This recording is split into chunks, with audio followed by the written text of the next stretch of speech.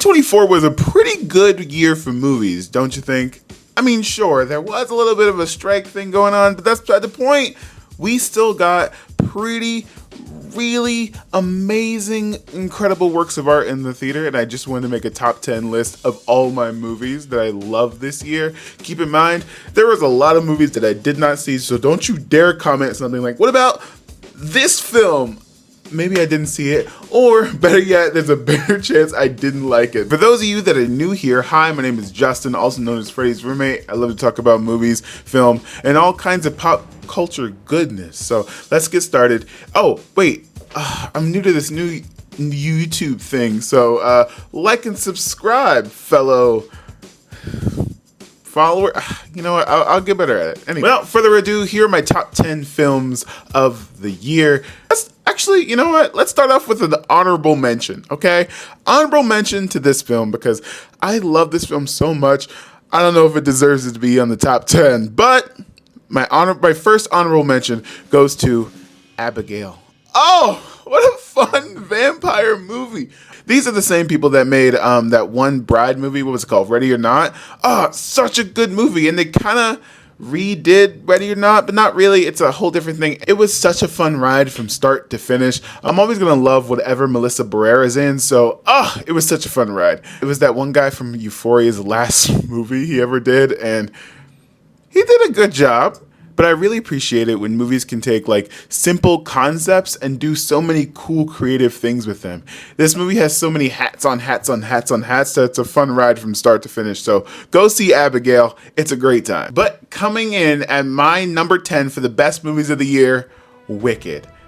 Okay, I would be remiss if I didn't include Wicked somewhere on this list, but I love when competent people do things competently, and that's exactly what Wicked is. Not only does the performances like save the material, I'm so sorry, Wicked is a great musical, but, okay, hear me out. Everyone knows that the second half of Wicked is the least good. And it's no surprise that when you make a movie with just the part one and the act one of Wicked, it's really good. I also love how everyone forgot that Ariana Grande is a comedic actress. Yeah, I grew up in Victoria. I've been there since day one, but her being a comedy actress is her sweet spot. She was born for this role. And not to mention Cynthia Erivo, who, like I said in the beginning, competent people doing competent things. There is not a wrong note. There's not a wrong step. She is just in the pocket. And that's exactly what Wicked is. It is in the pocket. So that's why it's coming in at number 10. Coming in at number 9 on my best films of the year is Alien Romulus. Holy shit! This might be my favorite Alien movie because not only does it take like the formula of Alien movies and just does it well, it does it really well and brings new ideas to the franchise that are sorely missed. You might recognize the little girl from Priscilla, who is the main character in this movie, because I didn't at first, and she is just so... She gives main character energy, but she still has some flavor to her, if you know what I mean. She's not just a blank slate like a lot of Alien protagonists are. Ripley, but that's a whole nother video. I just love how this movie gave me so many things to chew on and think about. And that's something that I really miss in the Alien franchise, because Prometheus was a whole nother thing where I don't think it accomplished what it needed to accomplish. But this movie, the way it like plays on myth and legacy and the legacy and myth in the franchise is just super well done. I loved it. Besides, face huggers are never gonna get old. Like, one of the great things about Alien Romulus, Jesus, okay. One of the best things about Alien Romulus is that it does the same things that The Force Awakens does, Ghostbusters Afterlife does, all like those sequel, reboot things kind of thing. It plays within the rules, but it adds new things to the rules, if that makes any sense. It doesn't disregard the previous lore or reinvent the lore. It just does an Alien movie really, really well. I felt the same thing about Prey. It just does a Predator movie really well. That's all we need. We don't need to like reinvent the wheel every single time. And the casting director of Alien Romulus truly deserves a raise, because God damn it, everyone was on point. The casting was so good. I cared about every single one of those kids getting on and off those ships deeply for some reason. They were so good. We have Isabella Marcet, who's going to be Hot Girl in James Gunn's new DCU, so congratulations to her.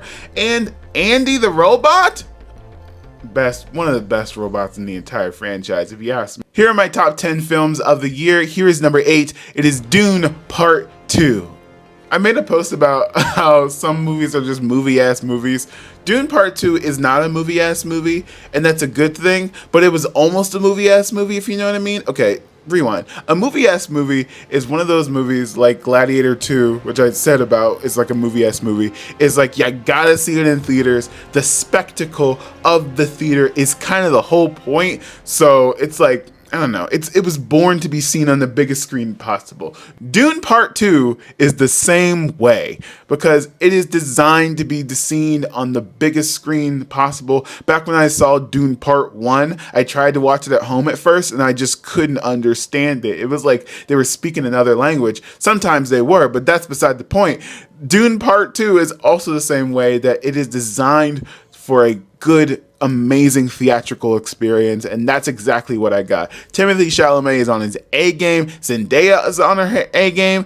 Everyone is on their A game in this movie. And I think one of the great parts about this film is that they kind of did the impossible. They turned Frank Herbert's novel into a watchable, followable like story. And I'm so sorry. I know a lot of people have read Dune over the years. I have tried to. It is very difficult for me to understand or be invested in that story. But when it's on screen like this, it was amazing. It did exactly what it was supposed to do. Dune Part 2, 8th best movie of the year for me. Coming in at number 7 on my top 10 movies of the year has to be Saturday Night. I don't know if this is an underrated movie, but it was so fun to watch. One of the coolest things about this movie, I sat down in the theater and the first title card comes out, and it was like the day I was watching that movie was happening on the day in the movie, and I was like, holy shit, how'd they do that? I know how they did it because they timed it, but I was pleasantly surprised. But anyway, I am a sucker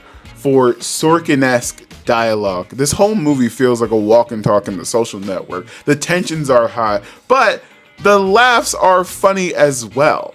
Rachel Sennett, as always, gives a spectacular performance, but the casting director in this movie also deserves a raise because the guy they found to play Chevy Chase was so, how do I say it, pitch perfect. And he's not doing a Chevy Chase impersonation exactly, but he's capturing the essence of Chevy Chase so scarily well. And there's a brutal takedown of Chevy Chase in this movie, and it's like, damn, they got it. And that's how I feel about the whole movie. Damn, they nailed this. But I think one of the real stars of this movie is Matt Wood, the guy who plays John Belushi. Pitch perfect. I could barely tell them apart. And he does such a good job at capturing the essence in a way that I hadn't even considered before. I don't know if that makes any sense. We all imagine John Belushi as the poster in every college dorm room. I think what stops this from being one of the best movies of the year is that it does fall into the trap of movies for the sake of movies, in that like it feels like it needs to say something, when I don't feel as though this movie needed to say something or make a statement on SNL as a whole. I was having such a good time living with these characters for one night in their lives. I don't think I needed a statement. And it's very funny to paint SNL as the underdogs when they're practically the Yankees of today's comedy times. Everyone wants to be on them, but everyone kind of wants to be better than them at the same time. It's a whole thing. It's not accurate. If you Google just the history of SNL after this movie, like I did, wait, you're gonna be slightly disappointed, but that's okay because the movie works exactly how it should to in the moment that you're watching it. Coming in at number 6 of my best movies of the year has to be Fall Guy. Okay, let me start off by saying I'm a sucker for movies about movies. That's just on me, but this is my list, so I get to say whatever I want. The reason why I like Fall Guy so much is that I feel as though Ryan Gosling has finally found his niche that I've been waiting for him to occupy for the longest time. And it's not action movie hero like he was in The Gray Man, which is like a very, I'm trying to be nice, a very different approach to how you should use Ryan Gosling, but all right. But for me, Ryan Gosling works as not an everyman, but kind of like a shitty everyman, if that makes any sense. I mean, I've been following this guy since The Notebook, so he's been giving great supporting performances since then. And I feel like Fall Guy is about supporting performances, and that's exactly what Ryan Gosling is good at. Stunts do be stunting in this movie, because I was like jaw on the floor every time they pulled off something. And I know that's kind of the whole point, but I was like, wow, they actually did it. Like, the whole point is that they actually did it, and they did it really well. Also, I'm only using exactly once in this whole video series to be thirsty. And to me, Emily Blunt has never been hotter in a movie than she is in this. I don't know. Maybe it's the jumpsuits. Maybe it's the jeans. I don't know. But Emily Blunt, this is her top tier hottie performance. Well done, Emily Blunt. It's the best romantic comedy of the year, probably in a couple years, to be honest. The romance, really worked for me. I had a great time, and I actually believed it, which is kind of crazy to say. And that's why Fall Guy comes in at number 6 on my top 10 best movies of the year. All right, coming in at number 5 of my best movies of the year. Oh, it's getting hard now. Okay. Coming in at number 5 of my best movies of the year has to be Anora.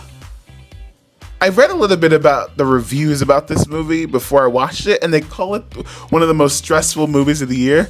And I was like, after watching it, I agree with that, because it's so stressful. It's like you're just clenched up the entire movie. I think it just shows how great the director did a good job at making you feel the tension of what these characters are going through, which is quite tragic in a way.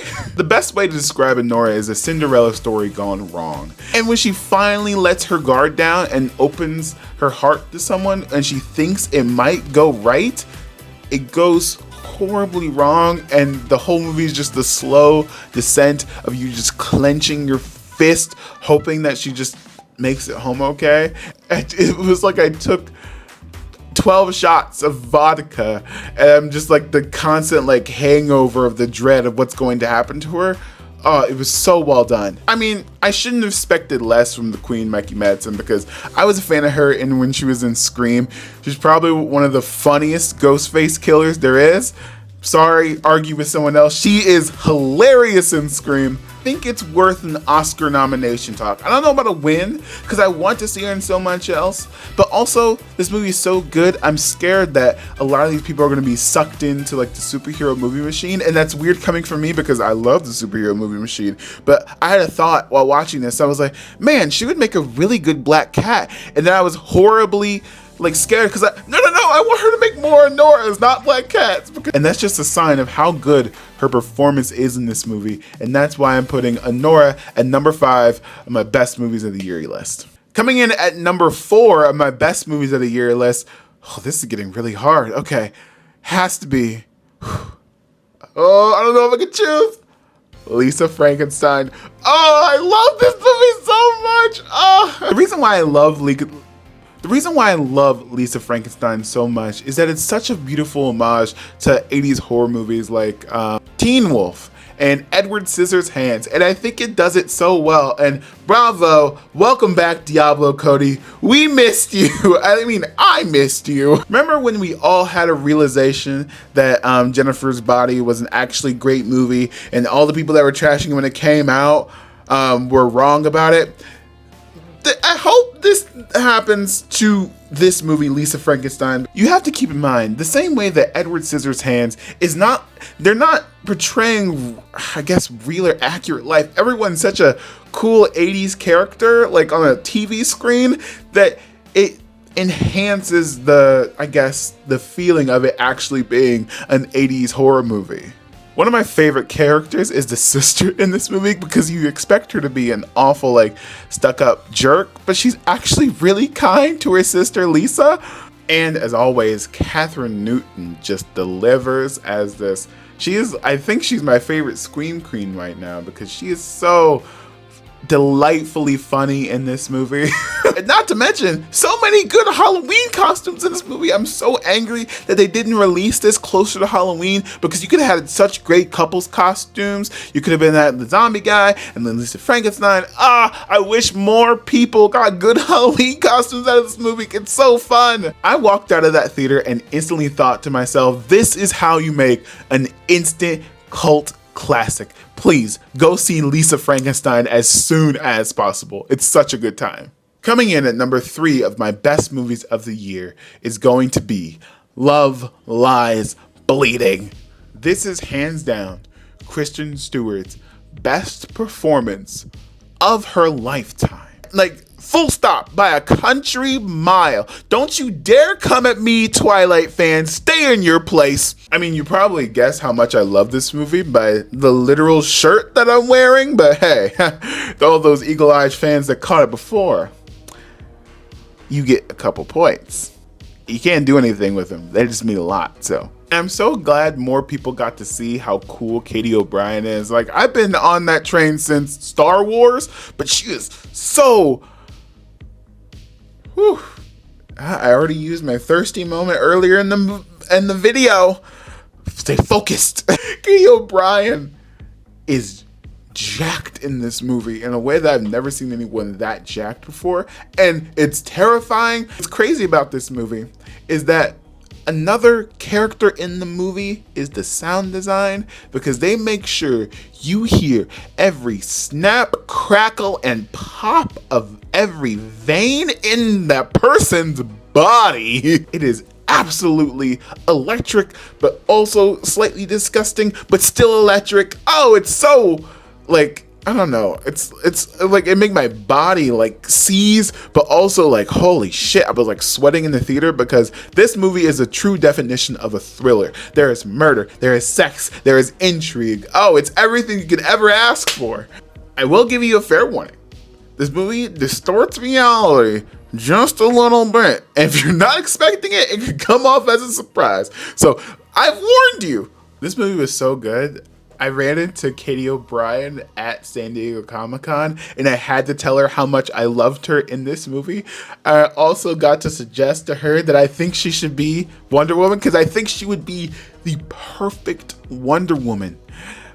And she was so nice, and she was so thankful. Okay, I have 2 spots left on my top 10 best movies of the year list. Oh gosh, this is really difficult. Okay, because I know what my heart wants and I know what my head feels. Should I go with my heart or should I go with my head? Okay, Justin, focus. Actually, I have to go with my heart, which is why the number 2 best movie of the year is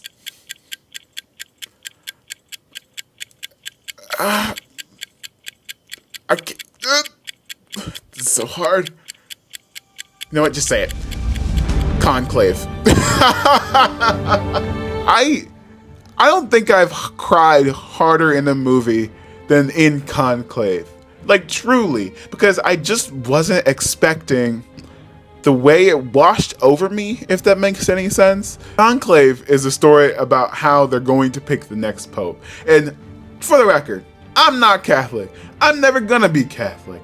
But the way they talk about God and how it affects people's lives and how we should be feeling about religion was actually moving to me, surprisingly. Ralph Fiennes, aka Lord Voldemort, gives probably one of the best performances of his career, and there's so many wonderful characters. Like, I can't stop quoting Tedesco in this movie, and he's such a delightful, menacing, villainous performance, but he's not a villain because he's a priest and he's loving and he's like, but you know what kind of agenda he wants to push, and it's so good. Everything is so nuanced down to this movie. Everything seems so intentional. Every step is intentional. Every line delivery is intentional. Stanley Tucci is having a good time in this movie.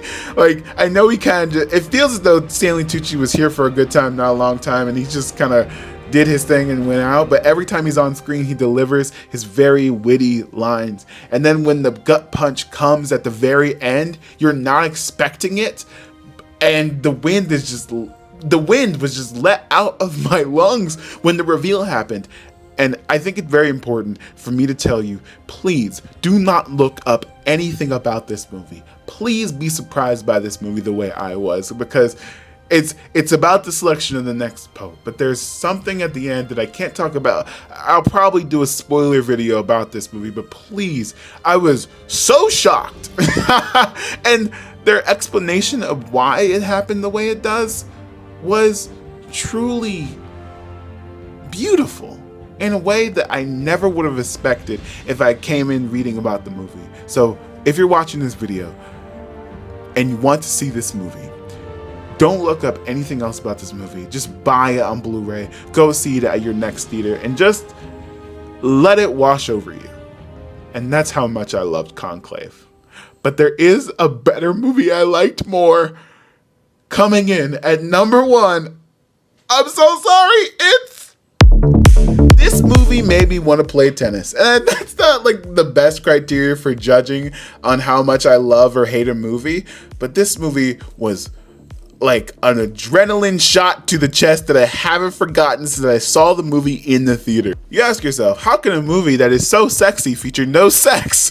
It's so sexy. Mike Fice and Josh O'Connor give the performances of their lifetimes. When they eventually win like Oscars in the future, everyone will say that this is the movie that they should have won it for if they don't win this year, because they are this electric in this movie. And Zendaya, as always, is gonna be Zendaya because she also gives the performance of her lifetime. This movie is so physical in a way that I wasn't expecting.